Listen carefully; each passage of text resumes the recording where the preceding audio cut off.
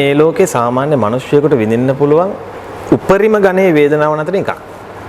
එතකොට සාමාන්‍යයෙන් පිරිමි කියන්නේ ටිකක් රළු පරළු කෙනෙක් වුණාට වේදනාව ඉදිරියේ පිරිමින් සමහරවිට ඊටාම මුදු මොලොක් අය වෙනවා. මම හිතන්නේ නෑ කාන්තාවක් ප්‍රසූතය වෙලාවේදී ඒ දරන වේදනාව පිරිමියෙකුට දරන්න පුළුවන් වෙයි කියලා.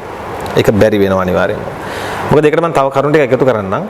දැන් ඔයා හිතන්න කාන්තාවකගේ සංවේදීම ස්ථාන අතුරින් ඉහළම සංවේදීතාවක් දරනවා තනපොඩු ඊළඟට යෝනි මාර්ගය.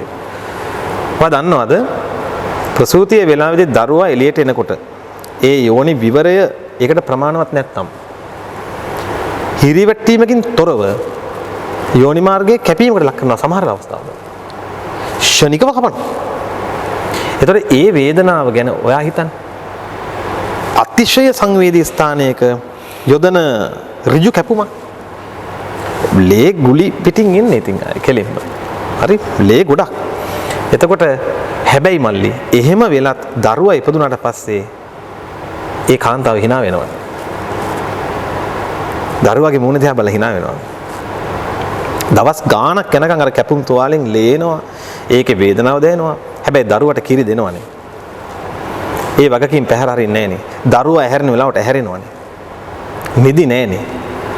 මම හිතන්නේ කොහොමත් පිරිමි කෙනෙකුට මේ කාන්තාවේ පරිද්දෙන් අම්මෙක් විදිහට කරන කැපකිරීම පිරිමියෙකුට කරන්න අමාරුයි. පිරිමියා කරන්නේ පිරිමියාට කරන්න පුළුවන් කැපකිරීමයි. ඒක කාන්තාවකට අමාරු වෙන්න පුළුවන් සමහරට. හැබැයි කාන්තාවක් කරන කැපකිරීම ගැන පිරිමියෙකුට හිතන්න අමාරුයි. කරන්න අමාරුයි.